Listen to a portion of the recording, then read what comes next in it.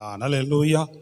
தலைகளை தாழ்த்தி தகப்பனே ஜெபிப்போம். இந்த வார்த்தையின் மூலமாய், இந்த வசனங்கள் மூலமாய் தேவன் நம்மோடு இடைபடும்படியாய், கர்த்தர் நம்மோடு பேசும்படியாய் வாய்களை திறந்து எல்லாரும் சத்தத்தை உயர்த்தி ஸ்தோத்திரத்தோடு கூட கொஞ்சம் எல்லாம் ஒரு நிமிடம் ஸ்தோத்திரம் பண்ணுவோமா?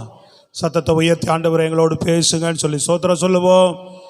சத்தத்தை உயர்த்தின்னு சொன்ன தம்பிங்க எல்லாரும் சத்தம் ஏகமாய் கேட்கட்டும். ஸ்தோத்திரம் ஆண்டவரே, இந்த வார்த்தைகள் எங்களுக்கு தேவை, உங்கள் மன்னா தேவை ஆண்டவரே.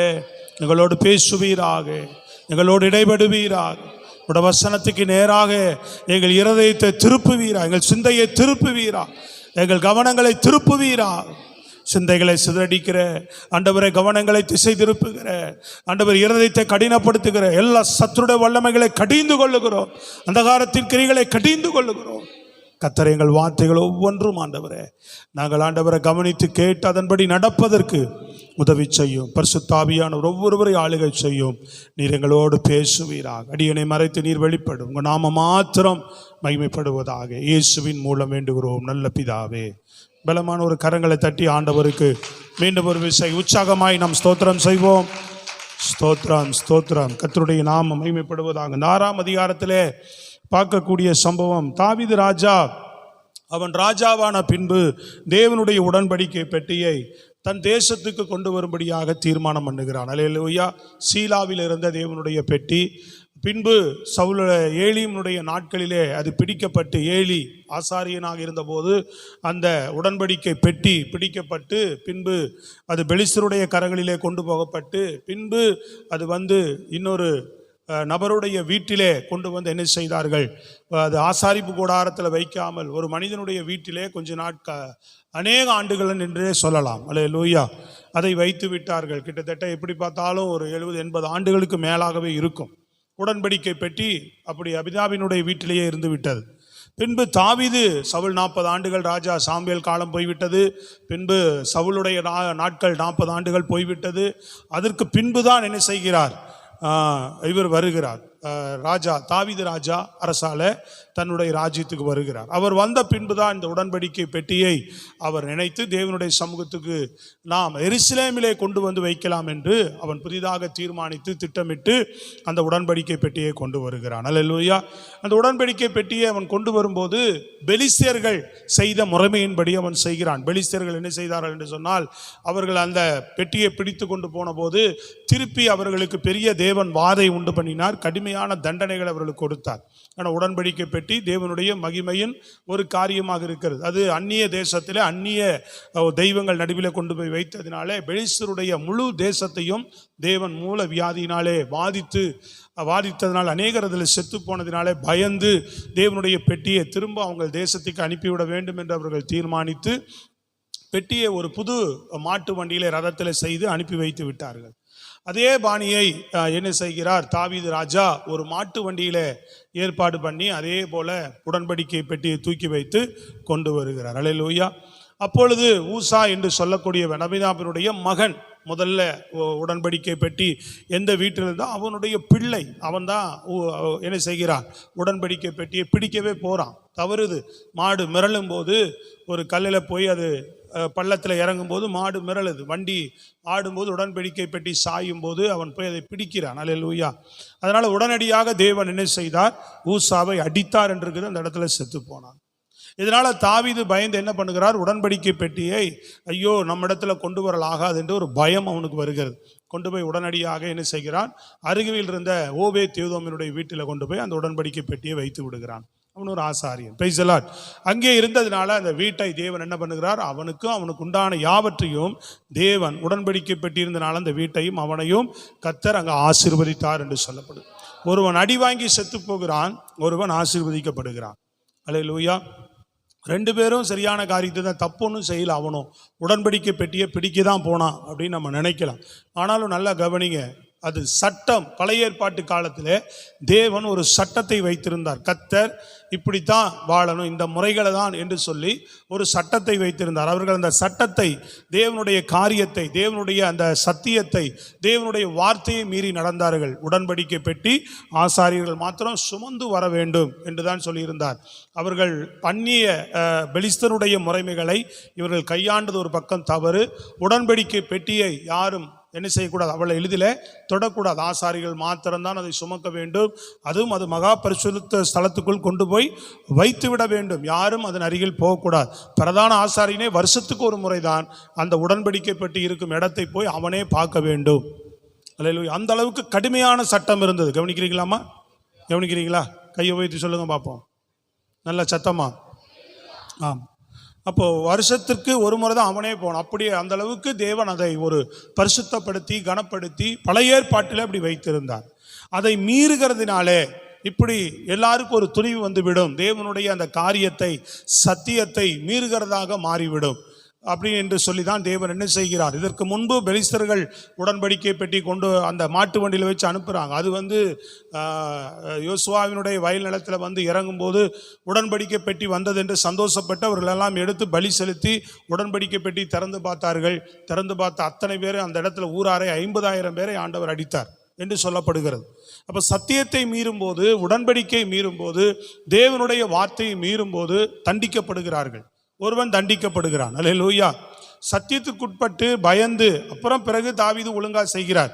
இது ஆசாரியர்கள் மாத்திரம். 2 நாளாகும் புஸ்தகத்தில் தெளிவாக இருக்கு. ஆசாரியர்கள் தான் இதை சுமந்து வர வேண்டும் என்று சொல்லி என்ன செய்கிறார், அதை ஒரு பயபக்தியோடு கூட பிறகு அந்த பெட்டியை என்ன செய்கிறார், கொண்டு வருகிறதை நாம் பார்க்கிறோம். அங்கே நீங்க பார்க்கும்போது ஊசா அடிக்கப்படுகிறான், ஓபேத்-ஏதோம் ஆசீர்வதிக்கப்படுகிறான். கவனிக்கிறீங்களா? அல்லேலூயா. அப்போ நல்லா கவனித்துக் கொள்ளுங்க. புதிய ஏற்பாட்டிலும் நமக்கு சட்டம் கொடுக்கப்பட்டிருக்கிறது. புதிய ஏற்பாட்டிலும் தேவனுடைய வார்த்தைகள் உண்டு. பழைய ஏற்பாட்டில் எப்படி ஒரு சட்டங்கள் ஒழுங்குகள் அவர்களுக்கு கொடுக்கப்பட்டதோ, புதிய ஏற்பாட்டு கிருபையின் காலத்திலே நமக்கு தேவன் சட்டங்களையும் ஒழுங்குகளையும் நமக்கு கொடுத்திருக்கிறார். இந்த சட்டங்களை ஒழுங்குகளை நாம் மீறும் போது எப்படி ஒருவன் தண்டிக்கப்பட்டான், ஒருவன் ஆசீர்வதிக்கப்பட்டானோ, அதே போல புதிய ஏற்பாட்டு காலத்தை பொறுத்த வரைக்கும் இப்பொழுது எதுவுமே தெரியாது. எப்பொழுது தெரியும் என்று சொன்னால், ஆண்டவர் வரும்போது. ஆண்டவருடைய ரகசிய வருகை, ஆண்டவருடைய பகிரங்க வருகை, 2 வரிகளை தான் நமக்கு தெரியும். புரியுதுங்களா உங்களுக்கு? கடைசி காலத்தில் தான் தெரியும் யார் தேவனுடைய சத்தியத்தை மீறினார்கள், யார் சத்தியத்தின்படி நடந்தார்கள் என்று சொல்லி. ஏனென்றால் தேவன் சொல்லுகிறார், 2 பேர் இருப்பார்கள், ஒருவன் எடுத்துக்கொள்ளப்படுவான், ஒருவன் கைவிடப்படுவான். அதாவது ஒருவன் நித்தியத்துக்கு போவான், ஒருவன் என்ன செய்வான், ஆக்கினிக்குள்ளாக போய் தண்டிக்கப்படுவான் என்று சொல்லி இருக்கிறார். சொல்றது உங்களுக்கு புரியுதா? உங்களுக்கு ஒருவன் என்ன செய்யப்படுவான், தண்டிக்கப்படுவான் என்று சொல்லப்பட்டிருக்கிறது. Praise the Lord. புதிய ஏற்பாட்டு காலத்தில் நீங்க இங்க பார்த்தபடியே ஒருவன் தண்டிக்கப்படுகிறான், ஒருவன் இங்கே ஆசீர்வதிக்கப்படுகிறான். சொல்றது விளங்குதா உங்களுக்கு? பழைய ஏற்பாட்டு சத்தியத்தின்படி. புதிய ஏற்பாட்டில் இப்போ நமக்கு எதுவுமே தெரியாது, நமக்கு ஒன்றுமே நடக்கலையே அப்படிமா. புதிய ஏற்பாட்டு கிருபையின் காலத்தில் உடனடியான தண்டனை கிடையவே கிடையாது. அதனால் நிறைய பேருக்கு ஒன்றுமே புரியறதில்லை. நம்ம அப்படி தானே போயிட்டு தானே இருக்குது வாழ்க்கை நினைக்கிறாங்க. இல்லை பிரியமானவர்களே, கவனித்துக் கொள்ளுங்க. பழைய ஏற்பாட்டு சட்டத்திலும் கூட ஆண்டவர் ரொம்ப பொறுமையாக இருந்து தான் நிறைய பேரை தண்டிக்கிறார். சில தண்டனைகள் உடனடியாக கிடைச்சிருக்கு, சில தண்டனைகளை என்ன செய்திருக்கிறார், உடனடியாகவும் சில தண்டனைகளை பொறுமையாய் கொடுத்திருக்கிறார். நல்ல அந்த சத்தியத்தை நீங்க கவனிக்கணும். இந்த புதிய ஏற்பாட்டு காலத்தில் தேவன் கொடுத்த சட்டத்தை, தேவன் கொடுத்த வார்த்தைகளை நாம் மீறி நடக்கும்போது இப்ப எதுவுமே தெரியாது நமக்கு. எப்ப தெரியும், எப்ப தண்டனை வரும், தவறு நடக்கும்போது, சட்டத்தை மீறும் போது, தேவனுடைய வார்த்தை மீறும் போது எப்ப தண்டனை வரும்னா ஆண்டவர் வரும்போது தான் தெரியும்.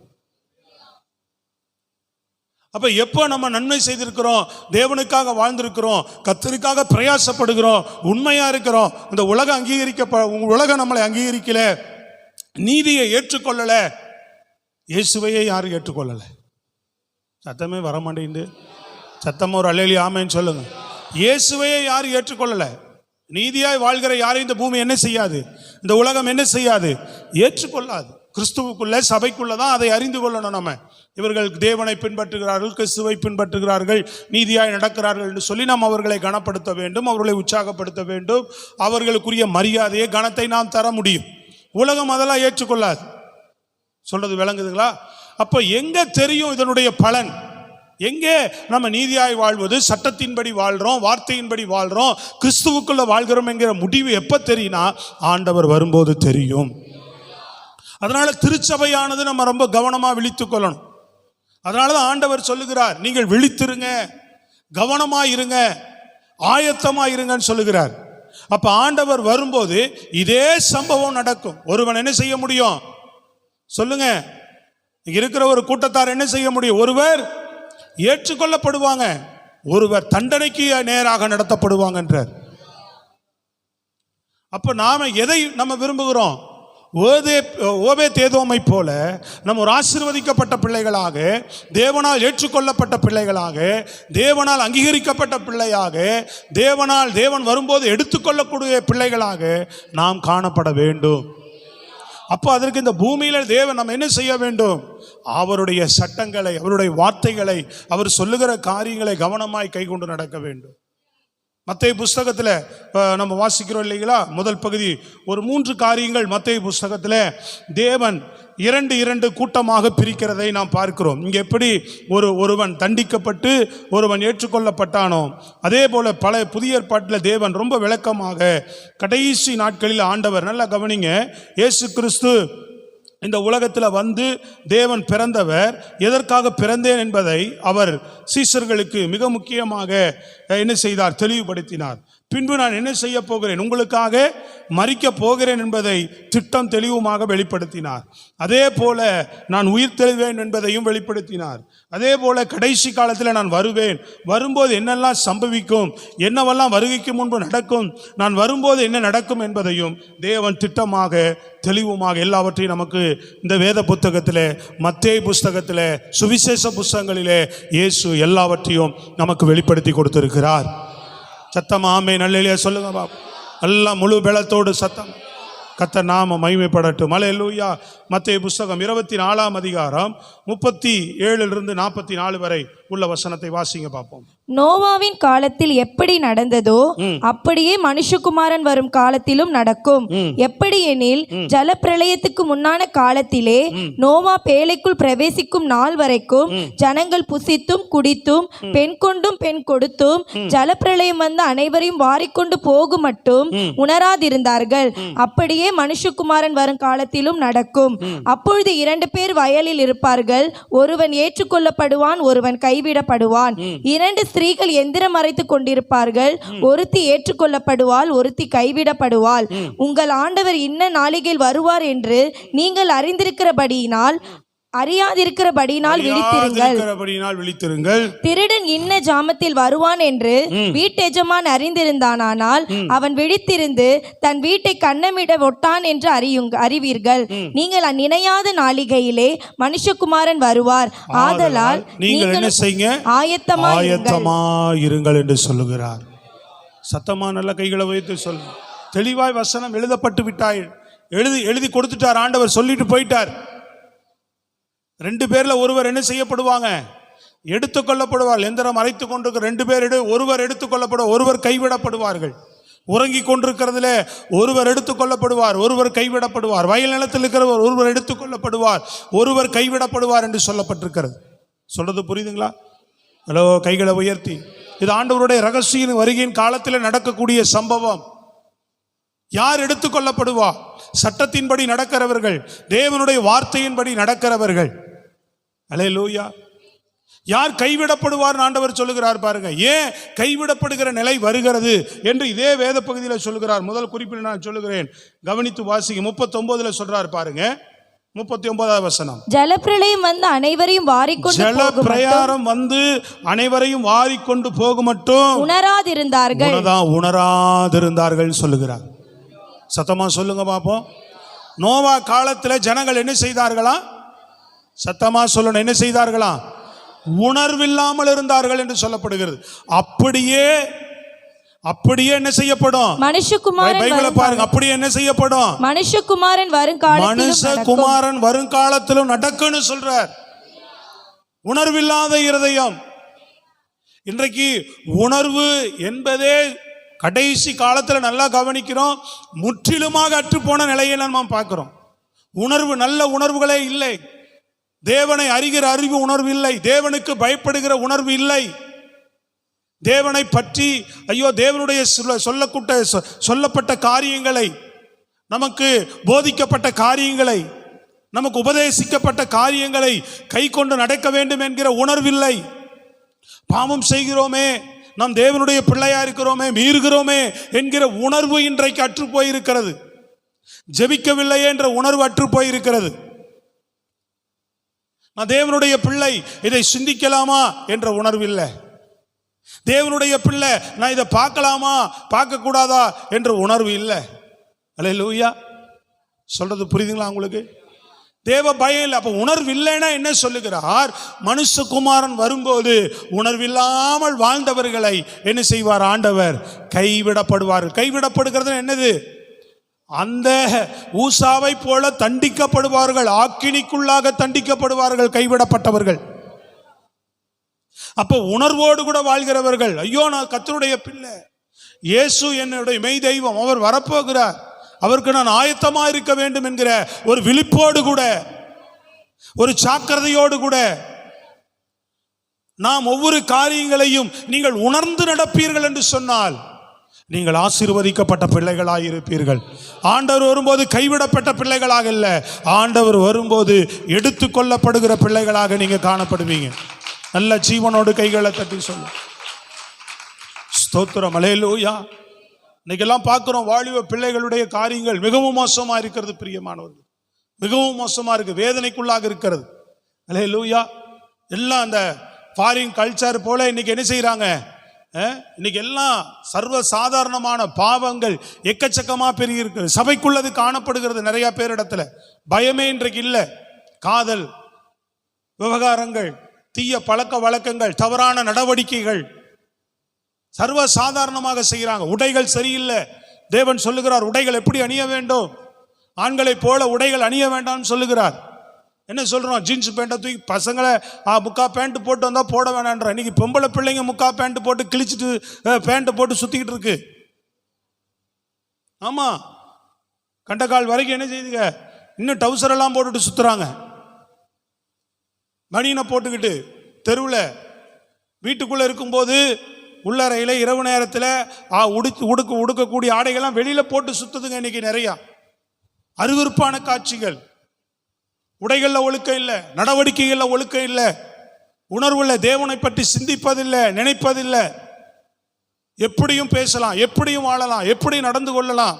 பெற்றோரை ஏமாத்துவது, சபை ஆனா ஆண்டவரை எப்படி தேடிக்கலான்னு பார்க்கறாங்க. ஊசாவும் ஆண்டவருடைய பிள்ளை தான், கர்த்தரோடு கூட தான் வந்தான், உடன்படிக்கை பெட்டியோடு தான் வந்தான், உடன்படிக்கை பெட்டி தவறு பிடிக்க தான் வந்தான். ஆனா சட்டத்தை மீறான். வெளியிலே சொல்லுங்க, நான் ரட்சிக்கப்பட்டுட்டேனே, நான் ஞானஸ்தானம் எடுத்தேன் ஆண்டவரேன்னு ஆண்டவர் சொல்லுவார், ஐயா உன்னை தெரியல அப்படின்ட்டுவார். சோத்திரம். சொல்றது புரியுதா உங்களுக்கு? அப்ப இன்றைக்கு ஒரு தேவ பயமற்ற நிலைக்குள்ள எல்லாரும் போய்கிட்டு இருக்கிறோம். நிலைமை ரொம்ப மோசமா இருக்கு. வித்தியாசம் இல்லை. இன்னைக்கு வாலிபர்கள் பெரியவர்கள் என்ற வித்தியாசமே இல்லை. இன்னைக்கு வயது கூடினாலும் கூட என்ன செய்கிறாங்க? வாலிபர்களைப் போல உடைகள் அணிந்து கொண்டு வாலிபர்களைப் போல நடந்து கொள்வது, பெண்களாகட்டும் ஆண்களாகட்டும். சொல்றது புரியுதுங்களா? இன்னும் இளமையை காட்டிக்கொள்வதற்கு சினிமா நடிகர்களைப் போல என்ன செய்யறாங்க? அதிக மேக்கப் போட்டு தன்னை காட்டிக்கொள்றதுக்கு தான் முயற்சி பண்றாங்க. ஆண்டவர் வேஷமாகவே மனுஷன் திரிகிறான், விருதா சஞ்சலப்படுகிறான் அப்படின்றார் ஆண்டவர். வேஷம் போடக்கூடாது. சொல்லுங்க அல்லேலூயா. நம்ம என்ன உருவமோ அதை அப்படியே காட்டணும். இளமையை காட்டுறதுக்கு நிறைய மேக்கப்புகள், நிறைய விஷயங்கள் இன்னைக்கு நடக்குது. உடைகள் சரியில்லை. அல்லேலூயா. ஏன்? உணர்வு இல்லை. நான் ஆண்டவருடைய பிள்ளை, அந்த உலகத்தோடு கூட சேர்ந்து வாழ்ந்துகிட்டு இருக்கிறோம். அப்ப இப்ப தெரியாது, ஆனா ஆண்டவருக்குள்ளே இருக்கிறோம். ஆனா ஆண்டவர் வரும்போது இப்ப எல்லாத்தையும் ஆண்டவர் விட்டுருவார். கிருபை நீ பயன்படுத்தி கொண்டு இங்க கேட்கப்படுகிற உபதேசங்களுக்கு நீ பயபக்தியோடு நடக்க வேண்டும். நான் பழைய ஏற்பாட்டையும் புதிய ஏற்பாட்டையும் சொல்றேன்னா அதை விட கொடுமையா இருக்குன்றார் தண்டனை. பவுல் எபிரேயர் புஸ்தகம் எடுத்து வாசிங்க. கட்டாயம் இந்த வேத பகுதி எல்லாரும் எடுத்து பார்க்கணும். எபிரேயர் புஸ்தகத்தில் நீங்க பார்த்தீர்கள் என்று சொன்னால் தெரியும். 10ஆம் அதிகாரத்தை எல்லாருமே எடுத்துக்கொள்ளுங்க பார்ப்போம். எபிரேயர் ஆக்கியோன் 10ஆம் அதிகாரம் 25வது வசனத்திலிருந்து பக்கம் சொல்லுமா? எல்லாரும் எடுத்து பார்க்கட்டும் அந்த வேத பகுதியை. 307வது பக்கம் எல்லாரும் புதிய ஏற்பாட்டில் எடுத்துக்கொண்டு 25 29 வரை உள்ள வசனத்தை பாருங்க. சபை கூடி வருதலை சிலர் விட்டு விடுகிறது போல நாமும் விட்டு விடாமல் ஒருவருக்கொருவர் என்ன சொல்லுவோம்? புத்தி சொல்ல கடவோம். நாளானது சமீபித்து வருகிறதை எவ்வளவாய் பார்க்கிறீர்களோ அவ்வளவாய் புத்தி சொல்ல வேண்டும். புத்தி சொல்லுங்கள். சத்தியத்தை அறியும் அறிவை அடைந்து இந்த வசனம் தான் ரொம்ப முக்கியம். சத்தியத்தை அறிகிற அறிவை அடைந்த பின்பு நாம் மனப்பூர்வமாய் பாவம் செய்கிறவர்களாய்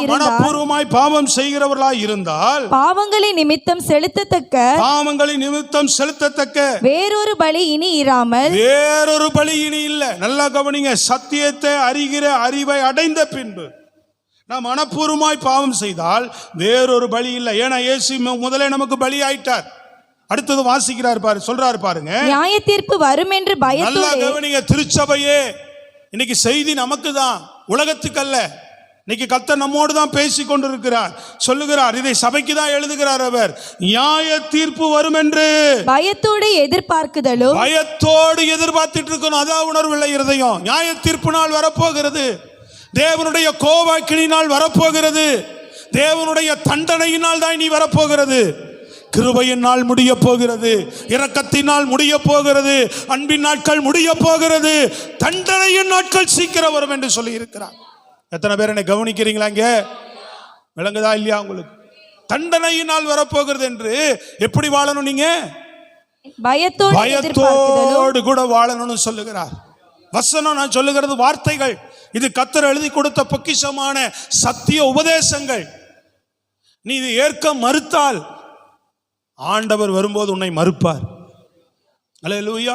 இதை ஏற்றுக்கொண்டு வாழ்வாய் என்று சொன்னால் ஆண்டவர் வரும்போது உன்னை ஏற்றுக்கொள்வார். ஏன்னா கர்த்தர் சொன்னார், ஒருவன் என் வார்த்தையை கேட்டு ஒருவன் எனக்கு பயந்து என் கற்பனைகளை கை கொண்டு நடப்பான் என்றால் நான் அவனை பிதாவுக்கு முன்பாக கனப்படுத்தி நான் வரும்போது அவனை ஏற்றுக்கொள்வேன் என்று சொன்னார். ஒருவன் என்னை ஏற்றுக்கொள்ள மறுத்தால் நான் பிதாவின் இடத்தில் அவனை அறிக்கை செய்ய மாட்டேன்னு சொல்லிட்டார். சொல்றது உங்களுக்கு புரியுதா? சத்தமா கரங்களை வைத்து சொல்லுங்க பாப்போம். நியாய தீர்ப்பு வரும் என்று பயத்தோடு எதிர்பார்த்து விரோதிகளை பட்சிக்கும் கோபாக்கினையுமே இருக்கும். எப்படி இருக்கும்? விரோதிகளை பட்சிக்கும் கோபாக்கினையுமே இருக்கும். மோசேயினுடைய பிரமாணத்தை தள்ளுகிறவனுக்கு இரக்கம் பெறாமல் 2-3 சாட்சிகளின் வாக்கினாலே சாகிறானே. நல்லா கவனிங்க. மோசேயினுடைய பிரமாணம், அதான் ஊசா அடிக்கப்பட்டான் பாத்தீங்களா? அது எந்த பிரமாணம்? சத்தமா சொல்லுங்க. நம்ம முதல்ல பார்த்தது எந்த பிரமாணம்? எல்லாரும் சொல்லலாம். என்ன பிரமாணம்? பழைய ஏற்பாட்டு மோசேயின் பிரமாணம். அதை 2-3 சாட்சிகளின் வாக்கினாலே தள்ளுகிறவன் இரக்கம் பெறாமல் 2-3 சாட்சிகளின் வாக்கியத்தினால என்ன பண்ணுகிறான்? சாகிறானே அப்படின்றார். மோசேயின் பிரமாணத்தை மீறுகிறவன் சாகிறான். உடனடியா கல்லால் அடிச்சு கொண்டுருவாங்க. பழைய ஏற்பாட்டு சட்டம் ஒன்னா தேவன் தண்டிப்பார், இல்லைன்னா மனிதர்களை நீங்களே என்ன பண்ணலாம்? அந்த சட்டத்தை மீறாதவர்கள் என்ன பண்ணலாம்? கல்லால் அடித்தவர்களை கொல்லலாம். பழைய ஏற்பாடு. ஸ்தோத்திரம், அல்லேலூயா. கீழே சொல்றார் பாருங்க, புதிய ஏற்பாட்டை சொல்றார். தேவனுடைய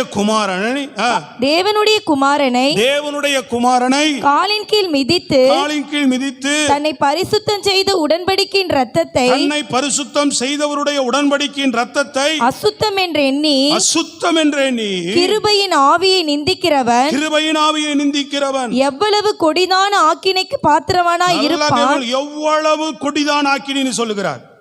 அல்லேலூயா சொல்லுங்க பாப்போம். கொடிதான் ஆக்கினியா. அவன் 1-2-3 வாக்கில சாகரான், முடிஞ்சது. ஆனா எவ்வளவு கொடிதான் ஆக்கினைக்கு பாத்திரவானா இருப்பான் என்பதை யோசித்து பாருங்க. யோசிங்கன்ற சத்தமா சொல்லுங்களேன். நம்மளுக்கு எச்சரிக்கையா தான் எழுதப்பட்டிருக்கிறதுங்க. யோசித்து என்ன பண்ணுங்க? பயத்தோடு நடங்க.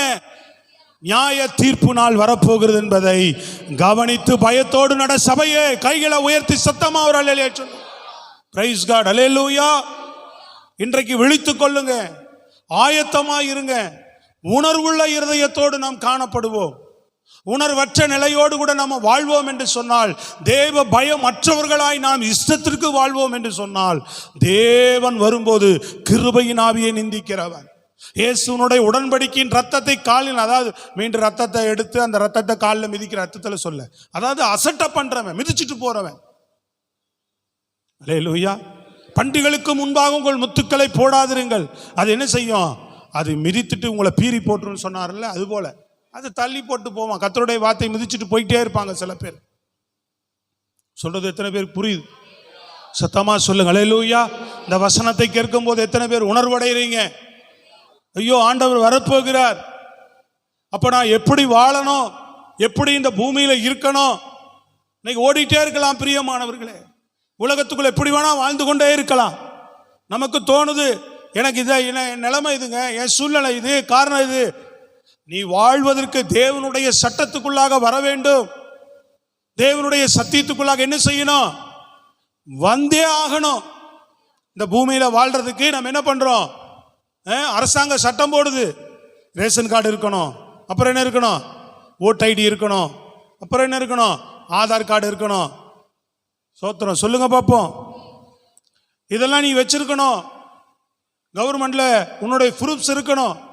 அப்பதான் நீ எந்த நாட்டு பிரஜைன்னு சொல்லி நாங்க உன்னை ஏற்றுக்கொள்ள முடியும். இல்லைன்னு சொன்னா என்ன செய்ய முடியாது. சோத்திரம் அழிலே சொல்லுங்க. ஓடி ஆடி அதை ஒழுங்குபடுத்தி வச்சுக்கிறோம், அதுக்குரிய விஷயங்களை வைத்துக் கொள்ளுகிறோம். அப்ப ஆண்டவர் வரும்போது ஆண்டவருடைய ராஜ்யத்துக்குள்ள போவதற்கு, பிரவேசிப்பதற்கு வேண்டிய காரியங்களை நாம் அப்படி தேடி நாம் ஆயத்தப்படுத்தி வைத்துக் கொள்ளுகிறோமா? சொல்றது விளங்குதாங்க? உலகத்துல வாழ்றதுக்கு எல்லாவற்றையும் செய்து கொள்ளுகிறோம். ஆனா உலகத்துல நம்ம நிரந்தரமாய் வாழப்போவதில்லையே. கவனிக்கிறீங்களான்னு கேட்டேன். அல்லேலூயா. இன்னைக்கு கவனமற்று போயிட்டா. கிறிஸ்தவனா வாழ்றது பெருசு இல்ல, கிறிஸ்துவுக்குள் நான் வாழ்கிறேன் தான் முக்கியம். ஸ்தோத்திரம். அல்லேலூயா. புரியுதானா? கிறிஸ்துவுக்குள் வாழ்கிறேனா, அதான் முக்கியம். ஆண்டவர் சொல்லுகிறார். ரோமர் புஸ்தகம் பாருங்க, 2ஆம் அதிகாரம், அற்புதமான ஒரு வசனம் சொல்லப்படுகிறது. 2ஆம் அதிகாரம் 21வது வசனத்தை வாசிங்க பார்ப்போம். ரோமர் 2:21 வேகமா. ரோமர் இப்படி இருக்க மற்றவனுக்கு போதிக்கிற நீ உனக்கு 1:21 அவர்கள் தேவனை அறிந்தும் அவரை தேவன் என்று கவனிங்க. நாம தேவனை அறிந்தும் அவரை தேவன் என்று மகிமைப்படுத்தாம ஸ்தோத்திரியாமலும் இருந்து தங்கள் சிந்தனைகளினாலே வீணரானார்கள். உணர்வில்லாத அவர்களுடைய இருதயம் இருளடைந்தது. சொல்றது புரியுதுங்களா? உணர்வில்லைன்னா ஆட்டோமேட்டிக் என்ன வந்துருமா? சத்தமா சொல்லுங்க. இருள் வந்துருன்றார். அதே வந்துரும். வசனம் சொல்றது நிறைவேறு. நான் உணர மாட்டேன், தேவனுடைய காரியங்கள் என்ன செய்ய மாட்டேன், நான் உணர மாட்டேன். நம்மளுடைய அறிவுல, நம்மளுடைய எண்ணத்துல வாழ்றது கிறிஸ்துவ வாழ்க்கை இல்லை. இந்த சத்தியம் சொல்லுகிறபடி வாழ்கிறது தான் கிறிஸ்துவ வாழ்க்கை. கரங்களை தட்டி நல்லா சொல்லணும். எனக்கு ஒரு கற்பனை இருக்கு, எனக்கு ஒரு யோசனை இருக்கு, எனக்கு நானே நியாயப்பிரமாணம், எனக்கு நானே சத்தியம் அப்படின்னு சொல்லி நான் இப்படி கரெக்டாக தான் இருக்கிறேன் அப்படின்றது தேவன் எதிர்பார்க்கல. கவனிக்கிறீங்களா? ஹலோ, இதுல என்ன சொல்லி இருக்கு? இதை கேட்கலன்னு சொன்னா அது உணர்வில்லாத இருதயம் சொல்லுகிறார். உலகத்துக்குள்ள அப்படிதான் இன்றைக்கு இருக்கிறாங்க. சுயநீதியில வாழ்கிறார்கள். தங்களை தாங்களே அவர்கள் நீதி என்ன செய்கிறார்கள்? நியாயம் தீர்த்து கொண்டு இப்படி இது ரைட்டு தான், அது சரிதான் அப்படின்னு சுயநீதியை பின்பற்றுகிறார்கள். இல்லை, நீங்களும் நானும் தேவனுடைய நீதியை பின்பற்றக்கூடியவர்கள். சத்தமா சொல்லணும். நல்ல பலமான ஒரு அலையிலே சொல்லுங்க பாப்பா. கர்த்தருடைய நாமம் மகிமைப்படுவதாக. ஸ்தோத்திரம். அப்ப தேவனை அறிகிற அறிவு இருந்துட்டு நீ மகிமைப்படுத்தலைன்னா, வசனத்தை கேட்கறது கூட நிறைய பேருக்கு முடியல, உட்காந்து கேட்க முடியல இல்லைங்களா? அப்படிலாம் ஆயிட்டாங்க இன்னைக்கு. அதே போல் ஆராதனைக்கு வராங்க, கர்த்தரை ஆராதிக்க மாட்டாங்க, ஆராதிக்கல, இருதயம் ஆராதிக்க வரமாட்டே, துதி வரமாட்டேந்து, ஸ்தோத்திரம் வரமாட்டேந்து. ஹலோ, வாயை திறந்து தேவனோடு என்ன செய்ய முடியல, மகிமைப்படுத்தல ஆண்டவரை. புரியுதுங்களா? அப்ப கர்த்தரை உணர்வுள்ள இருதயத்தோடு தேவனை மகிமைப்படுத்தி பொல்லாங்கான காரியங்களுக்கு, தீமையான காரியங்களுக்கு விலக்கி நீ ஒவ்வொரு இடத்திலும் கர்த்தரை மகிமைப்படுத்தி வாழ்வாய் என்று சொன்னால் உன் இருதயம் இருள் அடையாது, வெளிச்சமா இருக்கும். உன் இருதயம் எப்பொழுது இயேசு உன்னில் வாசம் செய்வார். அந்த மனுஷி ஆசீர்வதிக்கப்படுவாங்க. அவர் வரும்போது கைவிடப்பட்டவர்களாக அல்ல, எடுத்துக்கொள்ளப்படுகிறவர்களாக. நல்ல கவனிங்க. இதை காட்டிலும் அருமையாக அதே மத்தேயு புஸ்தகம் 13ஆம் அதிகாரத்தில் சொல்கிறார் பாருங்க. எடுத்து வாசிங்க. வேத பகுதியை தயவு செய்து எடுத்து நீங்க அந்த வேத பகுதியை படிக்க தெரிந்தவர்கள் கவனித்து பாருங்க. இல்லை என்று சொன்னால் வாசிக்கும் போது அதை கவனித்து கேளுங்க. 13ஆம் அதிகாரம் 13 19 வரையுள்ள வசனத்தை வாசிங்க பார்ப்போம். அவர்கள் கண்டும் காணாதவர்களாயும் கேட்டும் கேளாதவர்களாயும் உணர்ந்து கொள்ளாதவர்களாயும் இருக்கிறபடியால் நான் உவமைகளாக அவர்களோட பேசுகிறேன். ஏசாயாவின் தீர்க்க தரிசனம் அவர்களிடத்தில் நிறைவேறுகிறது. அதாவது காதார கேட்டும் உணராதிருப்பீர்கள். அவர்கள் கண்டு காணாதவர்களாயும் கேட்டும் கேளாதவர்களாயும் உணர்ந்து கொள்ளாதவர்களாகவும் என்ன போட்டிருக்கிறாரு? வசனத்தை கேட்டு உணர்ந்துக்க மாட்டாங்களாம். கண்டும் காணாம, கேட்டு கேட்காம, உணர்ந்து கொள்ளாம. அதை குறித்து வேத தீர்க்க தரிசனம் என்ன சொல்லுதுன்னு சொல்றார். ஏசாயாவின் தீர்க்க தரிசனம் என்ன சொல்லுது? காதார கேட்டும் உணராதிருப்பார்கள், கண்ணார கண்டும் அறியாதிருப்பார்கள். அல்லேலூயா. சத்தமா சொல்லுங்க பாப்போம். அப்போ ஒருவன் உணராமல் போய்விட்டால் அவனுடைய நிலை என்னன்னு சொல்றாரு பாருங்க. நீங்க அழகாக நீங்க பார்க்கும்போது 19ஆம் வசனத்துல பாருங்க. ஒருவன் ராஜ்யத்தின் வசனத்தை கேட்டும் உணராதிருக்கும் போது, நல்ல கவனி, ஒருவன் ராஜ்யத்தின் வசனம், இப்ப வசனம் போதிக்கப்படுது இல்லையா, வசனம் வாசிக்கிறோம் அல்லது போதிக்கப்படும் போது கேட்கிறோம். அதை கேட்டு உணராதிருக்கும் போது பொல்லாங்கன் வந்து அவன் இருதயத்தில் விதைக்கப்பட்டதை பறித்துக் கொள்கிறான். அவனே வழி அருகே விதைக்கப்பட்டவன். ஹலோ, வசனத்தை கேட்கும் போது அப்படியா அப்படின்னு சொல்லி உங்கள் இருதயம் உணர்வடையவில்லை என்றால் உடனே சாத்தான் வந்து உனக்கு கொடுக்கப்பட்ட வார்த்தையை எடுத்துட்டு போயிடுறானா?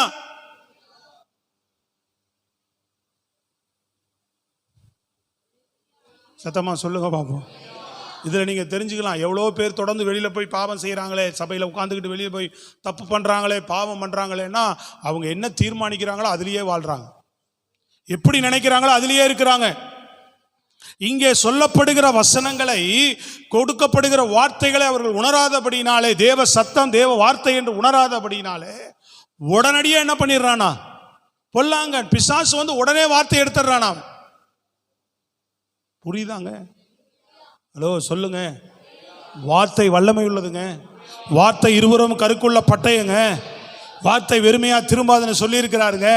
வசனம் ஒரு மனுஷனை மாற்றிடுங்க. வார்த்தை வாழ்க்கை எவ்வளவு மாற்றத்தையும் கொண்டு வந்துடும், வாழ்க்கையில எந்த விடுதலையும் உண்டாக்கிறோம். இதுக்கு தேவை என்னன்னு சொல்லுகிறார் ஆண்டவர். இதை உனக்குள்ள உருவாக்குவதற்கு, இந்த வசனம் உன் வாழ்க்கையில வந்து உன்னை உருமாற்றுவதற்கும், உன் வாழ்க்கையில கிரியை செய்வதற்கும் உன் இருதயத்தில் உணர்வு மட்டும்தான் தேவைன்றார். சொல்றது விளங்குதா இல்லையா? என்ன தேவை? உணர்வு மட்டும்தான் தேவை. ஸ்தோத்திரம். அலையிலே சொல்லுங்க பாப்போம். உணர்வு. அந்த உணர்வுள்ள இருதயம் உன் வாழ்க்கையில இருந்துட்டா போதும். அந்த உணர்வுள்ள இருதயம் இருந்துட்டா வசனத்தை வந்து அப்படியா அப்படின்னு அந்த உணர்ந்து நீ கேட்டுட்டேன்னு சொன்னா பிசாசு வந்து உங்கள்கிட்ட இருந்து வசனத்தை பிடுங்க முடியாது, வார்த்தையை உங்கள்கிட்ட இருந்து அவன் பிடுங்க முடியாது. ஆவியானவர் அதை முத்தரித்துருவார். உன் இருதயத்தில் வசனத்தை முத்திர போட்டுருவார். இந்த வசனம் உனக்குள்ள பலன் கொடுத்தே தீரும். 1 30, 1 60, 1 100 அந்த வசனம் உனக்குள்ளே நிச்சயமா பலன் கொடுக்குன்னு சொல்லுகிறார்.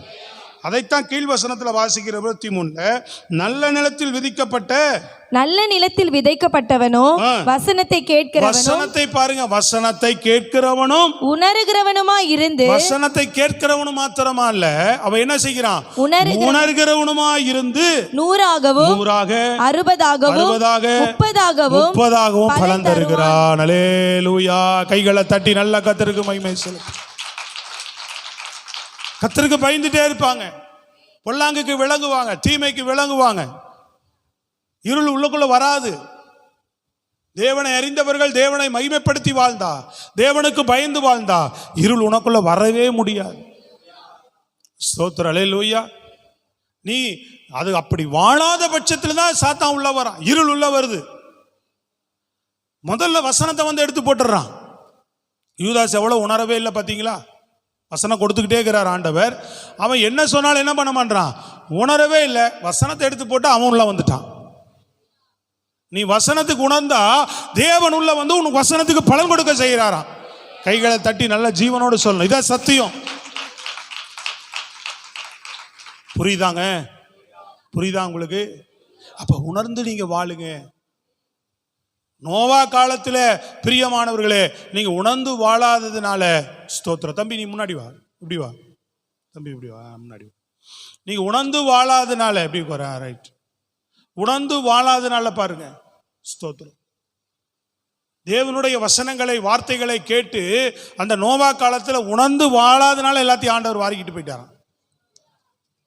சொல்றது புரியுதுங்களா? அதுதான் அங்க சொல்றாரு. இது போல மனுஷனுடைய குமாரனுடைய காலத்தில் நடக்கும் அப்படின்றார். அதனால இன்னைக்கு கடைசி காலம்.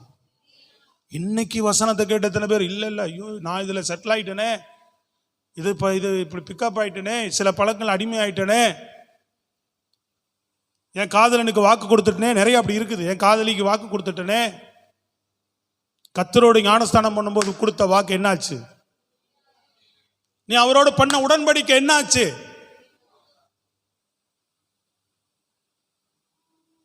பயத்தோடு நடந்தாதான். பாவத்தோடு உடன்படிக்கை பண்ணல, மகிமையுள்ள இயேசுவோடு கூட நீங்களும் நான் உடன்படிக்கை பண்ணி இருக்கிறோம். இதை நீ உணர்ந்தாதான். சில பேர் செட்டில்மெண்ட் ஆயிட்டோம், பழகிட்டோம், செட்டில் ஆயிட்டோம், இதுல அதெல்லாம் உன் வாழ்க்கையை மாத்தாது. ஆண்டவர் வரும்போது கைவிடப்படுவோம். எத்தனை பேருக்கு புரியுது நான் சொல்றது? எத்தனை பேருக்கு புரியுது? தேவனுக்கு பயந்து வாழணும். அல்லேலூயா. உணர்ந்து வாழ்ந்தா அவர் வரும்போது நீ என்ன செய்வ? ஆசீர்வதிக்கப்பட்ட பிள்ளையா. ஸ்தோத்திரம். அல்லேலூயா. இங்க இல்லைங்க, சபையில் இல்லை. சபையில் நீ எப்படி இருக்கிறீங்க, எப்படி உபதேசம் கேட்டு நீ தேவனுடைய பிள்ளையா உள்ள வந்து போறியோ, வெளியில போனாலும் உன் வேலையில் அப்படி இருக்கணும், உன் படிப்பில் அப்படி இருக்கணும். வேலை ஸ்தலத்தில் எவனாவது பேசும்போது என்ன செய்யக்கூடாது? இஷ்டத்துக்கு கெட்ட வார்த்தைகள்லாம் பேசிட்டு சண்டை போட்டுட்டு இருக்கிற ஆளா இருக்கக்கூடாது. நேற்று சண்டே கிளாஸில் நான் கீழே உட்காந்துருந்தேன். இவங்க அமைதியார் பிள்ளைகளை போடுற சத்தம் கீழே கேட்டுது. ஒரு தம்பி கூப்பிட்டு அவங்க போடுற சத்தம் ஏன்னா ஏசிலானால எல்லாம் திறந்து வச்சுருந்தோம். கரண்ட்டு நேற்று கொஞ்சம் ப்ராப்ளம் ஆயிடுச்சு, போய் கொஞ்சம் மெதுவாக பேச சொல்கிறா அப்படின்னு சொல்லி அனுப்பிச்சேன். அப்புறம் திரும்ப நான் மேலே வந்தேன், கடைசி எல்லாத்தையும் ஒழுங்குபடுத்துகிறான். ஒரு செகண்டு கூட அந்த பிள்ளைங்க என்ன செய்யாது, அமைதியாக இருக்கு. நானும் அமைதியாருன்னு சொல்லி பயங்கரமான ஒரு சவுண்டு கொடுத்தேன். ஒரு சவுண்டு கொடுத்தேன், டப் டப்புன்னு அமைதியானான். சோத்திரம். அல்லேலூயா. அது எவ்வளோ நேரம் கிடைக்குன்னா அது ஒரே நிமிஷம்தான். அப்படி பார்ப்பான், அடுத்த நிமிஷமே பேச ஆரம்பிச்சிடுவான் மறுபடியும். சோத்திரம். அல்லேலூயா. அடுத்த நிமிஷம் 200 பேர் பேசிக்கிட்டே இருந்தால் எப்படி இருக்கும் பாருங்க. சோத்திரம். அவங்கள கண்ட்ரோல் பண்ணி அதை நடத்துறது அவ்வளோ கஷ்டம். ஆனால் பிள்ளைகளுக்கு எப்படியாவது என்ன செய்யணும், அப்படி குரல் கொடுத்தது எனக்கு மனசு கஷ்டமாக போச்சு. என்னடா இது, எதுக்கு நம்ம இப்படி திடீர்னு சத்தம் போட்டோமே அப்படின்னு சொல்லி. பிரைஸெல்லாம் ஏன்னு ஒரு பெரிய சவுண்டு கொடுத்தோன்னு எல்லாம் அமைதியாச்சு. சோத்திரம். அது ஒழுங்குபடுத்துறதுக்காக செய்தா கூட என்னமா இருக்கு, கஷ்டமா இருக்குது நமக்கு. சோத்திரம். ஏண்டா அப்படின்னு சொல்லி சொல்றது விளங்குதா உங்களுக்கு? அப்படி என்ன செய்ய முடியல. ஒரு சில காரியங்கள் உடனே உணர்வு வேணும். சில காரியங்களில் சில விஷயங்களை யாராவது தப்புன்னு திட்டிடுறோம், கோபமா பேசிட்டா கூட உணர்வு வேணும். சொல்றது விளங்குதாங்க? உணராம இல்லை அதெல்லாம் அது இப்படி அப்படின்ட்டு போயிட்டே இருக்கக்கூடாது. உணர்வு வேணும். சொல்றது புரியுதுங்களா உங்களுக்கு? ஐயோ சரியில்லையே, நம்ம பேசுறது சரியில்லையே, நம்ம நடந்துக்கிட்டது சரியில்லையே, நான் பார்த்தது சரியில்லையே, நான் செய்தது சரியில்லையே அப்படின்னு சொல்லி ஒரு உணர்வு தான் உன்னை என்ன செய்யும், கர்த்தர் உன்னோடு இருந்து உனக்குள்ள பலன் கொடுக்க வைக்கும். சொல்றது விளங்குதாங்க? இல்லை நான் செய்கிறது சரிதான், நான் பண்ணுறதெல்லாம் கரெக்டு தாங்க. சில பேர் பாருங்க, என்ன சொன்னாலும் சரிதானே சொல்லுவாங்க, சரியில்லைன்னு சொல்லவே மாட்டாங்க. தாமா தப்பு தாங்க, இது தப்பு தான், எனக்காக ஜெபித்து கொள்ளுங்கன்னு சொல்லவே மாட்டாங்க. சபைக்கு எங்க வரல, இல்லைங்க அதுங்க அங்கே வேலைங்க இது சூழ்நிலை சரியில்லைங்க, ரொம்ப தப்பு தான். என்னுடைய ஆராதனை அசட்டை, அதாவது சபை கூடி வரல விட்டு முதல்ல லைப்ரரியில் பார்த்தோம்ல, இப்படிலாம் அசட்டை பண்ணால் ஆண்டவர் வரும்போது கைவிடப்பட இல்லைங்க, தப்பு தாங்க, சூழ்நிலை, ஜபிச்சு கொள்ளுங்க எனக்காக அப்படின்னா கேட்குறதுக்கு எப்படி இருக்கும்? ஸோ அல்லேலூயா. சபையில் தூங்குறீங்களே அப்படின்னு நம்ம சொன்னோம்னா, என்ன தூங்குறேன்னு சொல்கிறீங்க, நான் எங்கே தூங்குறேன் அப்படின்னு சண்டை போட்டால் என்ன சொல்லணும்? தப்பு தாங்க, செந்துடுறேன், கொஞ்சம் ஜெபித்து கொள்ளுங்க சொல்லுங்க. அல்லேலூயா. தேவ சபையில் வந்து தூங்குறது அநாகரிகம், தவறு. சொல்லுங்களேங்க. தூங்குறான்னு சொல்லிகிட்டே இருக்கிறாரு, என்னையே தான் பேசுகிறாரு அப்படின்னா நான் என்ன செய்ய முடியும்? உன்னை தான் சொல்கிறேன். அல்லேலூயா சொல்லுங்க பார்ப்போம். இதுதான் உணர்வு. சின்ன சின்ன விஷயங்கள் கூட நமக்கு என்ன வரணும்? சத்தமாக சொல்லுங்க, கையை உயர்த்து. அல்லேலூயா. ஜெபிக்கலையே, தேவனை தேடலையே, கர்த்தருக்கு ஊழியம் செய்யலையே, கர்த்தருக்கு கொடுக்க வேண்டியதை கொடுப்பதில் எதுவுமே செய்யலையே, வெறுமையான பாத்திரமா நான் வாழ்றேனே, ஆண்டவர் அறிஞ்சிட்டு உணர்வு இல்லாமல் மனம் போன போக்கில் வாழ்ந்துட்டு இருக்கிறேன், உணர்வோடு இருதயத்தோடு வாழ்கிறோமா என்று நிதானித்து வாழ்கிற தேவனுடைய பிள்ளைகளே, தேவனுடைய வரும்போது நம்ம தண்டனைக்கு இல்லை, தப்பித்துக் கொள்ளுவோம். அல்லேலூயா. இரண்டாவது ஒரு கூட்டத்தை பிரிக்கிறார், புத்தியுள்ள ஸ்திரீகள், புத்தி இல்லாத ஸ்திரீகள் என்று 5 பேராக. அடுத்த பகுதி அதான் சொல்றார். மத்தேயில நீங்க வாசிக்கும் போது அதே 24ஆம் அதிகாரத்தை திருப்பிக் கொள்ளுங்க. புத்தியுள்ள ஸ்திரீகள், புத்தி இல்லாத 1 நீங்க பார்க்கும்போது பிரியமானவர்களே 13 வரை உள்ள வசனத்தை சொல்லுகிறார். நீங்கள் வீட்டில் வாசிங்க போயிட்டு. தெரிஞ்ச வசனம் தான் இல்லை எல்லாருக்கும்? ஆமாவா இல்லையா? தெரிஞ்ச வசனமா? என்னது? புத்தியுள்ள ஸ்திரீகள், புத்தி இல்லாத ஸ்திரீகள். 5 பேரை சொல்றார். அங்கேயும் விழித்திருங்க, ஆயத்தமா இருக்கின்றார். ஆனால் அங்கே சொல்லும்போது என்ன வேணுன்றாரு, இங்கே சொல்றார் உணர்வு. இங்கே முதல் பகுதியில் சொல்லும்போது ஏன் கைவிடப்படுறாங்கன்னா உணர்வு இல்லாமல் இருக்கிறதுனால அப்படின்றார். இங்கே 5 ஸ்திரீகள் கைவிடப்பட்டாங்க. மணவாளன் வந்துட்டார், டப்புன்னு வந்துட்டார். அல்லேலூயா சொல்லிட்டு கவனிக்கிறீங்களா? அங்கே இயேசு கிறிஸ்து என்ன பண்ணுவார், எப்படி சொல்லிட்டு போனார்? 2024 அல்லேலூயா 7வது மாதம், கவனிக்கிறீங்களா? 7ஆம் தேதி காலையில் 10:30 மணிக்கு, அல்லேலூயா, ராகாலத்துக்கு முன்னாடி ஏமகண்டத்துக்கு பின்னாடி. ஹலோ, விளங்குதா? சோத்திரம், புரியுதாங்க? நல்ல உச்சி வெயிலாக இருக்கும்போது நான் வருவேன்னு சொல்லிட்டு போனாரா? நான் வர நாளிகையே எனக்கே தெரியாதுன்னு சொல்லிட்டு போனார். என்ன சொல்லிட்டு போனார்? இதுதான் பயங்கரமான ரகசியம் இருக்கிறதுலே பாருங்க. பிதா குமாரனுக்கு எதையும் மறைக்காம அத்தனை வெளிப்படுத்தி இருக்கிறார். ஒன்னே ஒன்றுதான் அவருக்கு சொல்றதுக்கு அனுமதி கொடுக்கல. என்னது? அவர் எப்போ இங்கே வருவார்ன்ற சொல்றது, வருவேன்னு சொல்றதுக்கு மட்டும் அனுமதி. எந்த நாளிகையில் வருவேன் என்பது சொல்வதற்கு அவருக்கே பிதாவாகி தேவன் அனுமதியை கொடுக்கல. அது பிதா ஒருவரை தவிர யாரும் அறியான்னு சொல்லப்பட்டிருக்கிறது. அது அவரை தவிர யாரும் அறியல. அதனால கவனமாயிருங்கன்றார். எந்த நொடியில பிதா சொல்லுவாருன்னு தெரியாதான். மகனே போ, உன்னை பின்பற்றி நடந்த பிள்ளைகள் என்ன பண்ணிட்டு வா, என்கிட்ட அழைச்சிட்டு வா அப்படின்னு சொன்னா ஒரு நொடியில வந்து நம்மளெல்லாம் டக்குன்னு தூக்கிட்டு போயிட்டே இருப்பார். சொல்றது விளங்குதாங்க? ஹலோ, ஒரு நொடியில உடனே வந்து இந்த செகண்ட்ல நடந்துரும். கண்ணிமைக்கிற நேரத்தில் நடந்துரும். ஒரு இமை பொழுதும் தான் சொல்லப்பட்டிருக்கிறது. எப்படி? அதான் கொரிந்தியர்ல சொல்லுகிறார், ஒரு இமை பொழுது. உயிரோட உட்கார்ந்துருக்கிற நாம் என்ன பண்ணோம்? மரித்தவர்கள் இயேசு வந்த உடனே முதல் நாள் அங்கே நிற்பாங்க. யாரெல்லாம் தேவனுக்கு பிரியமா வாழ்ந்தவங்களோ அங்கே நிற்பாங்க. இப்போ நம்மளாம் என்னது? ஒரு இமை பொழுது. அப்படி மூடி திறக்கிறக்குள்ள மரணம், உயிர் தெழுதல், மகிமையில போய் நிற்போம். கையை தட்டி சொல்லுங்களேன். ஒரு இமை பொழுதுல எல்லாம் நடந்து முடிச்சிடும். கண்ணை மூடி திறக்கிறதுக்குள்ள எல்லாம் நடந்து முடிச்சிடும். அப்படிதான் வேதம் சொல்லுகிறது. ஆண்டவருடைய வருகை. அப்ப இவங்க என்ன பண்றாங்க? 5 பேர் உதாரணத்துக்கு சொல்றாரு. அங்க நடக்கிற திருமணங்கள்ல இப்படி சம்பவங்கள் உண்டு. அதை ஒரு ஊமையாக சொல்லுகிறார். ஏன் வருகை இப்படி இருக்கும் அப்படின்றார். திடீர்னு மணமாளன் வரும்போது 5 பேர் ஆயத்தம் இல்லாம புத்தி இல்லாதவர்கள் வந்தாங்க. என்ன பண்ணிட்டார் ஆண்டவர்? போயிட்டு மணமாளன் கதை அடைச்சிட்டார். சோத்திர வருகை குறித்து இன்னைக்கு கிறிஸ்தவர்களுக்கு நிறைய பேருக்கு அறிவில்லை. வருகை பற்றி யோசிக்கிறது இல்லை. நான் கிறிஸ்துவ ஆசீர்வதிக்கப்படணும், நல்லா இருக்கணும், என் குடும்பம் நல்லா இருக்கணும், ஜெபம் பண்ணிங்க. நீங்களும் அதே தான் ஜெபிக்கிறீங்க. ஆண்டவர் வருகைக்கு ஆயத்தமாகன்னு எத்தனை பேர் ஜெபிக்கிறோம்? நீங்க வரும்போது நான் ஆயத்தமாகன்னு எத்தனை பேர் ஜெபிக்கிறீங்கன்னு? ஒவ்வொரு கிறிஸ்தவனுக்கும் அந்த ஜெபம் தேவை. வருகைக்கு ஆயத்தனம் ஆகணும். மற்றவர்களை நாம் ஆயத்தப்படுத்துகிற பிள்ளைகளா இருப்பதான் சரியான கிறிஸ்தவன். அப்போ புத்தி இல்லாம நடக்காதீங்கன்றார். 5 பேர் என்ன பண்றாங்க? இயேசு வந்த உடனே, மணவாளன் வந்த உடனே டக்குன்னு போறாரு. 5 பேர் ஆயத்தமா இருந்தவர்கள் பின்னாடியே போறாங்க. ஆயத்தம் இல்லாதவர்கள் என்ன செய்யறாங்க? ஆயத்தமா இருந்தவர்களை பார்த்து எனக்கு உதவி செய்யுன்னு கேட்கறாங்க. ஐயோ எங்களால முடியாது அப்படின்ட்டு அவங்க போயிட்டாங்க. பின்னாடியே இவங்க என்ன பண்றாங்க? ஆயத்தமாகிறதுக்கு ஓடுறாங்க. அதுக்குள்ள மணவாளன் வந்து உள்ள போயிட்டார், கதவை அடைச்சிட்டார். முடிஞ்சிச்சு. ஒரு செகண்ட் இல்ல அது.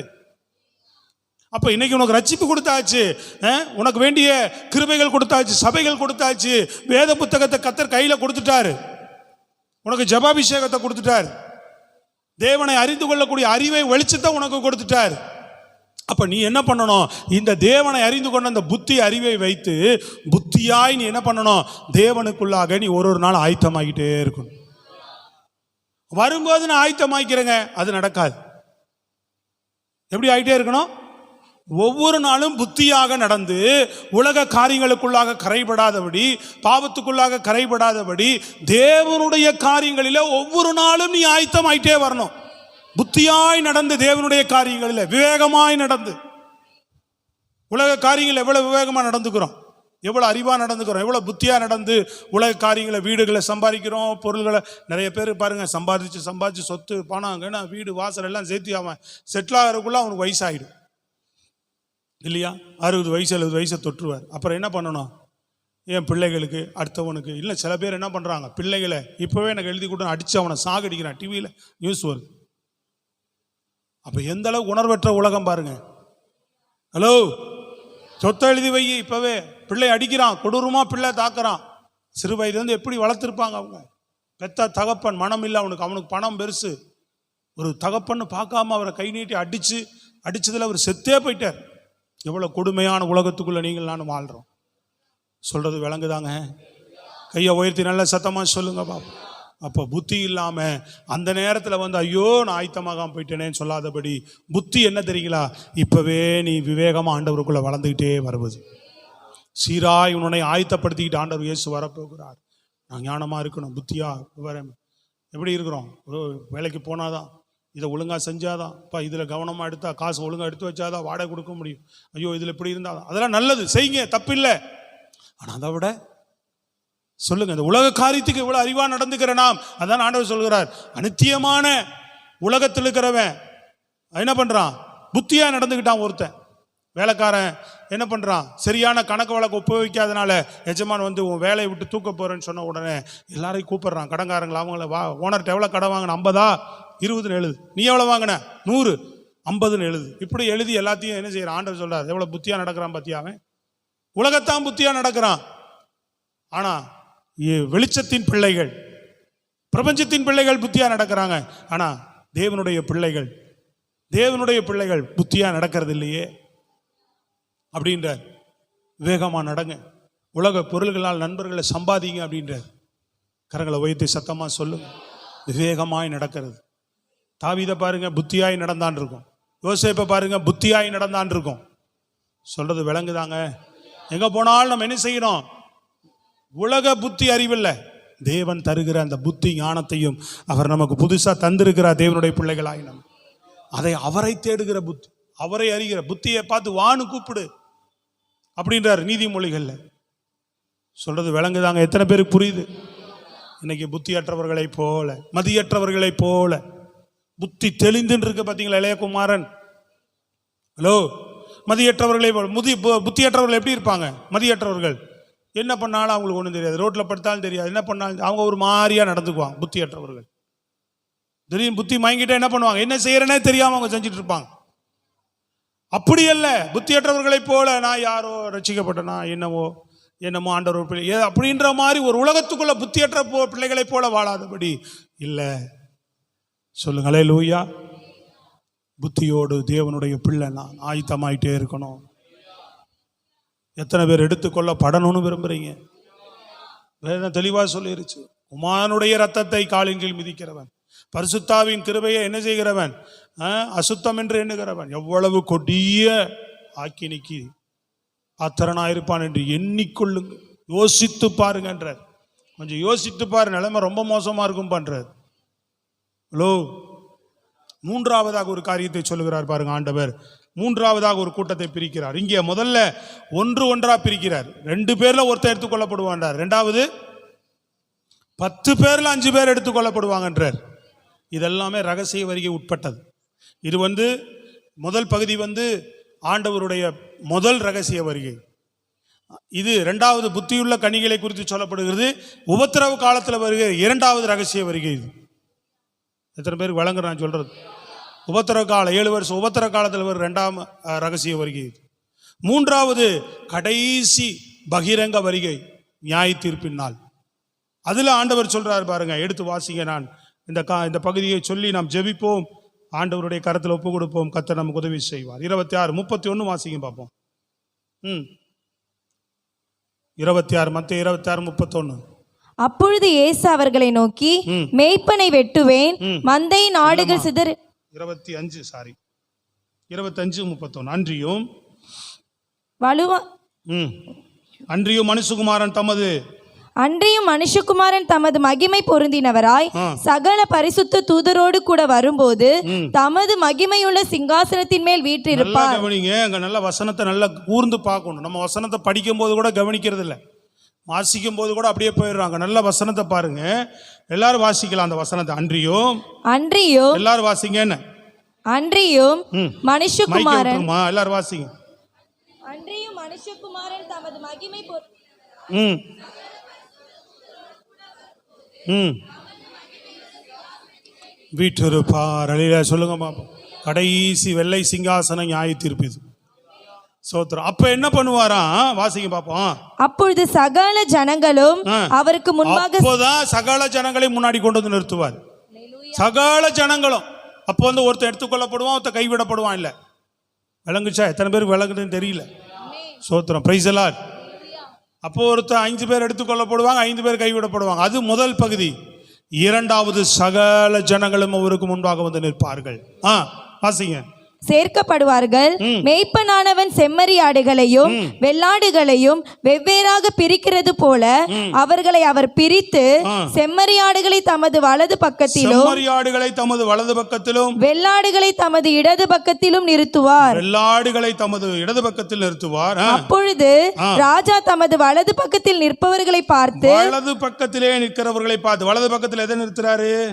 செம்மறியாடுகளை தமது வலது பக்கத்தில், செம்மறியாடுகளை வலது பக்கத்தில் நிற்கிறவர்களை பார்த்து, வாருங்கள் என் பிதாவினால் ஆசீர்வதிக்கப்பட்டவர்களே. தேவனால் ஆசீர்வதிக்கப்பட்டவங்க தான் நித்தியத்துக்குள்ள சேர்க்கப்படுகிறவர்கள். கரங்களை தட்டி சொல்லுங்க. நல்ல ஜீவனோடு. Praise the Lord. ஆமென். பிதாவினால் ஆசீர்வதிக்கப்பட்டவர்களே, உலகம் உண்டானது முதல் உங்களுக்காக ஆயத்தம் பண்ணப்பட்டிருக்கிற ராஜ்யத்தை சுதந்தரித்துக் கொள்ளுங்கள். ராஜ்யத்தை சுதந்தரித்துக் கொள்ளுங்கள். அல்லேலூயா. சத்தமா சொல்லுங்களேன். அதை 26:41 சொல்றாரு பாரு. 41. அப்பொழுது இடது பக்கத்தில் நிற்பவர்களை பார்த்து, நிற்கிறவர்களை பார்த்து அவர் சபிக்கப்பட்டவர்களே, என்னை விட்டு பிசாசுக்காகவும். சபிக்கப்பட்டவனே என்றார். ஹலோ. தேவனுடைய கற்பனைகளை கை கொள்ளாதவன், உணர்வு இல்லாம போனவன், புத்தி இல்லாம போனவன், இஷ்டத்துக்கு வாழ்ந்தவங்க, கவனமற்று வாழ்ந்தவர்கள், சட்டத்தை மீறினவர்கள், வேத சட்டத்தை மீறினவர்கள், வேத சத்தியத்தை மீறினவர்கள், தேவனுடைய காரியங்களை மீறினவர்கள். என்ன சொல்றார்? சபிக்கப்பட்டவர்களே, என்னை விட்டு பிசாசுக்காகவும் அவன் தூதர்களுக்காகவும் ஆயத்தம் பண்ணப்பட்டிருக்கிற நித்திய அக்கினியிலே போங்கள். ஹலோ. எத்தனை பேருக்கு விளங்குது? இன்னைக்கு தெரியாது. அன்னைக்கு ஆண்டவர் வந்து நிற்கும் போது இந்த நிலைக்கு நாம் ஆளாகாதபடி. எத்தனை பேருக்கு விளங்குது? இன்னைக்கு ஒரு உணர்வுள்ள இருதயத்தை ஆண்டவர்கிட்ட கேட்டு, ஸ்தோத்திரம். அல்லேலூயா. ஒரு புத்தியுள்ள வாழ்க்கையோடு கூட தேவன் தந்த இந்த புத்தியை அறிந்து, தேவனை அறிகிற அறிவு புத்தியை நம்ம கொடுத்திருக்கிறார், தெளிந்த புத்தியை கொடுத்திருக்கிறார். அதை அறிந்து இயேசுவை சரியாய் பின்பற்றி வருகைக்கு ஆயத்தமாவதற்கு கைகளை உயர்த்தி சொல்லுங்க. சத்தியத்தை கை கொண்டு நடப்பதற்கு, தேவனுக்கு பிரியமாய் நடப்பதற்கு, கர்த்தருக்கு மகிமையாய் நாம் வாழ்வதற்கு. 4வது காரியம் இது. 2ஆ பிரிக்கிறார் பார்த்தீங்களா? அங்கே சொல்கிறார், நான் பசியாக இருந்தேன், எனக்கு உணவு கொடுத்தீங்க. நான் உடை இல்லாமல் இருந்தேன், எனக்கு உடை கொடுத்தீங்க. நான் தாகத்தோடு இருந்தேன், எனக்கு தண்ணீர் கொடுத்தீங்க அப்படின்றார். நான் அப்படிலாம் வியாதியாக இருந்தேன், என்ன பார்க்க வந்தீங்க அப்படின்றார். அப்படிலாம் நாங்கள் உனக்கு யாருக்கு செய்தி அது எனக்கே செய்தி என்றார். அப்படின்னு என்ன அர்த்தம் தெரியுங்களா? தேவன் வந்து தன்னலம் உள்ளவராக, சுயநலம் உள்ளவராக இல்லாமல் தன்னலம் உள்ளவராக எல்லார் மேலே அன்பு கூர்ந்து வந்தார். அதனால இயேசுவுக்குள் இருந்த அந்த சிந்தையை நமக்கும் என்ன செய்யணும்? இருக்கணும். அவனவன் பிறனுக்கானவனை தேடாமல் என்ன செய்யணும்? தனக்கானதை தேடாமல் பிறனுக்கானதை தேடுவானாக. எப்பவுமே தனக்கு நமக்குன்னே வாழாதபடி இயேசுவுக்காக வாழ்கிற இருதயம் இதுதான். இயேசுவை போல வாழ்கிற இருதயம். கையை உயர்த்தி சொல்லுங்க. நமக்குனே வாழாதபடி கர்த்தருக்காகவும் நேரத்தை ஒதுக்குவது, கர்த்தருக்காகவும் பிரயாசப்படுவது, கர்த்தருக்காக ஏதாவது ஒன்றை செய்வது. ஆண்டவர் வரும்போது சொல்லுவார், அதை எனக்கே செய்தீர்கள். மற்றவர்களுக்கு செய்யணும். அதை தேவ நாமத்தின் நிமித்தமாக மற்றவர்களை போய் விசாரிக்கிறது, ஜெபம் பண்றது, அவர்கள் ஆறுதல் சொல்றது, கிறிஸ்துவுக்குள்ள நடத்துவது, புத்தி சொல்லுவது. ஸ்தோத்திரம். அல்லேலூயா. சொல்லுங்களேங்க. சுயநலத்தோடு இல்லாம எல்லாரும் ரட்சிக்கப்படணும், எல்லாரும் தேவனுடைய அன்புக்குள்ள வரணும். தேவன் விரும்புகிறது போல நாமும் விரும்பி நடப்பது. அடுத்தவர்கள் மேல குற்றம் சொல்லிக்கிட்டு குறை சொல்லிக்கிட்டு இராதபடிக்கு. ஸ்தோத்திரம். அல்லேலூயா. சொல்லுங்களேன். வசனம் இருக்கு. என்ன சொல்லணும்? பாரு, நாளைக்கு இது இருக்கு, நீ நரகத்துக்கு போற அப்படின்னு நான் உங்களுக்கு இப்ப சொல்லலை. இதெல்லாம் இருக்கு. விழித்திருந்து நரகத்துக்கல்ல போறதுக்கு, பரலோகத்துக்கு ஜாக்கிரதையா இருந்து நடத்துருங்க. அதை தான் சொல்ல வர உங்களுக்கு சத்தியத்தை. ஸ்தோத்திரம். அல்லேலூயா. அங்க போறதுக்கல்ல, அப்படிதான் சொல்லணும். அம்மா நாளைக்கு அது ஒரு தண்டனை பெருசா இருக்கு, நம்ம கவனமா இருந்து நடங்க. தம்பி கவனமா இருந்து நட, தேவ பயத்தோடு நட. தேவன் நமக்கு நித்திய மோட்சத்தை வச்சிருக்கிறார், அதை நம்ம இழந்துடக்கூடாது. அதனால வாழ்க்கையை சீர்படுத்திக்கோ, உன் காரியத்தை சீர்படுத்திக்கோன்னு சொல்லி மற்றவர்களுக்கு நாம் புத்தி சொல்லி தேவனுடைய அன்பில் நடத்துவது. இல்லையா சொல்லுங்க, பிறருடைய நலத்தை கிறிஸ்துவை போலவே நாடுகிற இருதயம். சத்தமா சொல்லுங்க. மற்றவர்களுக்காக ஜெபிப்பது, கையை உயர்த்தி சத்தமா சொல்லுங்க அல்லேலூயா. இந்த காரியங்கள்லாம் நமக்கு இருக்கும்போது ஆமீன், தேவனுடைய ராஜ்யத்துக்கு நீங்க வாங்கன்னு சொல்லுவார். எனக்கு ஆண்டவருடைய ராஜ்யம் மிக சமயமா இருக்கிறது. கடைசி காலத்துக்குள்ள நீங்களும் நானும் காணப்படுகிறோம். சத்தமா சொல், கடைசி காலத்துக்குள்ள நீங்களும் நானும் காணப்படுகிறோம். இன்னைக்கு உணர்வற்று எப்படியோ இருந்தது தெரியாது. பழைய ஏற்பாட்டில் அன்னைக்கே தெரிஞ்சிருச்சு. உடனே நடவடிக்கை, உடனே வெளியில தெரிஞ்சா கொண்டு போய் பப்ளிக்கில் நிறுத்துவாங்க, உடனே தண்டனை. கல்லால் அடிச்சு 3 சாட்சிகள் சொல்லிட்டாங்கன்னா கல்லால் அடிச்சு கொண்டுறணும், இல்லைன்னா ஆண்டவரை அவன் அடிப்பார். 2 நடந்திருக்கா இல்லையா? பழைய ஏற்பாடு பூரா அப்படிதான் இருக்கு, புதிய ஏற்பாடு அப்படி இல்லை. கிருபை கடைசியில வச்சுட்டார் ஆண்டவர் எல்லாத்தையும். சிலதுதான் முந்திக்குமா, நியாய தீர்ப்புக்கு முந்துமா, ரொம்ப ரேர் அது. வெளியில சொல்லுங்க பார்ப்போம். ஆனா கர்த்தர் எல்லாத்தையும் என்ன பண்ணிட்டாரு, உடனடியா தெரியாதனால நீ இஷ்டத்துக்கு ஒண்ணுமே தெரியல, நம்மளும் சாப்பிட்றோம், எனக்கு வருமானம் கிடைக்குதானே செய்து, ஏன் பொழப்பும் ஓடதானே செய்து, நானும் வாழ்ந்துட்டான் இருக்கிற இந்த பூமியில. நிறைய பேர் அப்படித்தானே ஓடிட்டு இருக்கிறான். அதிலே சொல்லுங்க, நீங்களும் நானும் அப்படிப்பட்டவர்களாக இருக்கக்கூடாது. தேடாம நான் வாழாமையா போயிட்டேன் அப்படின்னு நினைக்கிறான். இல்ல, வரும்போது இங்க நீ பயந்து வாழ்ந்தாதான் அப்படின்ட்டார். சத்தத்தை உயர்த்தி சொல்லுங்க பாப்போம். இங்க நீ பயபக்தியோடு வாழ்ந்தாதான் அவர் வரும்போது என்ன செய்யப்படுவ, ஆசீர்வதிக்கப்பட்ட பிள்ளையாக, கைவிடப்பட்ட பிள்ளை அல்ல, ஆசீர்வதிக்கப்பட்ட பிள்ளையாக எடுத்துக்கொள்ளப்படுது. நான் 10 வருஷம் விசுவாசிங்க, 20 வருஷம் விசுவாசிங்க, 30 வருஷம் விசுவாசிங்க, 40 வருஷம் விசுவாசிங்க, நான் இப்படிங்கன்றதெல்லாம் ஆண்டவர் வரும்போது ஒண்ணுமே ஏத்துக்க மாட்டான்ட்டாரு. தீர்க்கதரிசி சொல்றவன் பிசாசு துரத்துறவனையே அறியலான்ட்டு சொல்லிட்டாரு. நீ அதெல்லாம் செஞ்சுட்டு உணர்வு இல்லாமல் வாழ்ந்தா என்ன அப்படின்ட்டார். சொல்றது புரியுதுங்களா உங்களுக்கு? அதெல்லாம் ஆண்டவர்கிட்ட வந்து சொல்ல முடியாது நம்ம ஒன்றும். ஹலோ, அப்படியாக்கும் அப்படியாக்கும் இல்லை. இங்கே உணர்வோடு வாழ்வது, புத்தியோடு வாழ்வது, பிறர் நலம் கருதி வாழ்வது, இயேசுவுக்கு பிரியமாய் வாழ்வது, தேவனுடைய சத்தியத்துக்குள் நின்று வாழ்வது, தேவன் சொன்ன சட்டத்துக்குள் நின்று வாழ்வது, கர்த்தர் சொன்ன வார்த்தைக்குள் நின்று வாழும்போது கர்த்தர் வரும்போது நாம் கைவிடப்பட்டவர்கள் அல்ல, அவர் வருகையில் நாம் எடுத்துக்கொள்ளப்படுவோம். அல்லேலூயா. எத்தனை பேர் நாம ஆயத்தமாகணும்னு விரும்புறீங்க? எழுந்து நிற்போமா, ஜெபிப்போம். அல்லேலூயா. கண்களை மூடி ஆமென். அல்லேலூயா. ஸ்தோத்திரம்.